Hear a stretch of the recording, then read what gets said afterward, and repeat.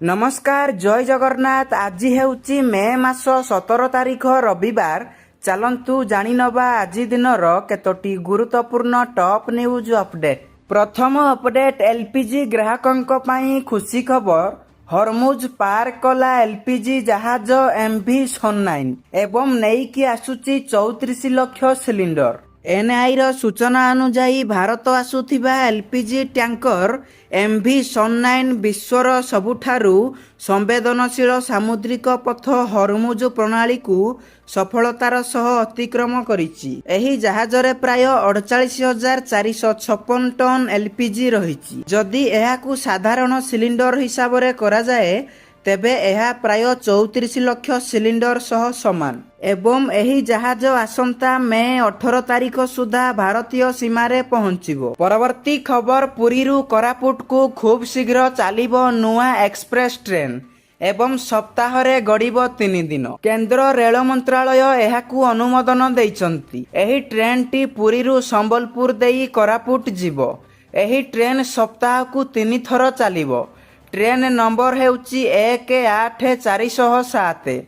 पुरीरु सोमवार गुरुवार शनिवार एवं ट्रेन नंबर 18408 कोरापुटरू मंगलवार शुक्रवार एवं रविवार दिन बाहरिबो। एही नूतन ट्रेन चलाचल पाई मुख्यमंत्री मोहन चरण माझी, प्रधानमंत्री नरेंद्र मोदी एवं केंद्र रेल मंत्री अश्विनी वैष्णव को धन्यवाद दैचंती। परवर्ती खबर अंतर्जातीय यात्री को बड़ झटका। एयर इंडिया बंद कला 100टी उड़ाण। मध्यप्राच्य रे चलीथिबा संकट जोगु सारा विश्व रे इंधन अभाव सृष्टि होईची, जहाँ जेट इंधन मूल्य को मध्य प्रभावित करिछि। एयर इंडिया जून मासरु 3 मास पई अनेक अंतर्जातीय विमान उड़ाण बंद करिवार घोषणा करिछि। दिल्लीरु जेउ अंतर्जातीय विमान उड़ाण ह्रास करा जाईछि सेथिरे चिकागो एवं न्यूयॉर्क, सिंगापुर एवं सांघाई भली प्रमुख स्थान रहिछि। एयर इंडिया प्रतिदिन प्राय 100टी विमान उड़ाण ह्रास करिथिबार जणा पड़िछि। बढ़ुथिबा आर्थिक चाप एवं परिचालनागत चैलेंजर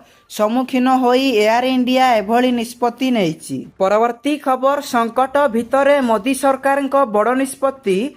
विश्व को चीनी रप्तानी बंद कला भारत। देश भितरे चीनी जोगाण बजाय रखिबा पई केंद्र सरकार एक बड़ निष्पत्ति नेइछंती। एक विज्ञप्ति जारी करी सरकार चीनी रप्तानी उपरे तुरंत प्रतिबंधक लगाइछंती। एही प्रतिबंधक सेप्टेम्बर 30, 2026 पर्यंत किंबा परवर्ती निर्देश पर्यंत बलवत्तर रहिबो। एही विज्ञप्ति 3टी वर्ग को अंतर्भुक्त करे: कंचा चीनी, धला चीनी एवं रिफाइन चीनी। सरकारक एही पदक्षेप एपरी समय रे आसीची जेतेबेले घरोई बाजार रे चीनी मूल्य उपरे चाप बढ़ुची। रप्तानी उपरे कटकणा लगाई घरोई जोगाण को सुदृढ़ कराजिबो एवं मूल्य नियंत्रण रे रहिबो। परवर्ती खबर ओडिशा रे 17 तारिख जाए घड़घड़ी सह वर्षा एवं 6टी जिला को झड़ वर्षा नहीं अलर्ट जारी करिछि पाणीपाग विभाग। आसंता 17 तारिख जाए राज्य रे घड़घड़ी सह वर्षा होई पारे। गुरुवार उत्तर ओडिशार विभिन्न स्थान रे झड़ वर्षार आशंका रहिछि। बालेश्वर, भद्रक, जाजपुर, केन्दुझर, मयूरभंज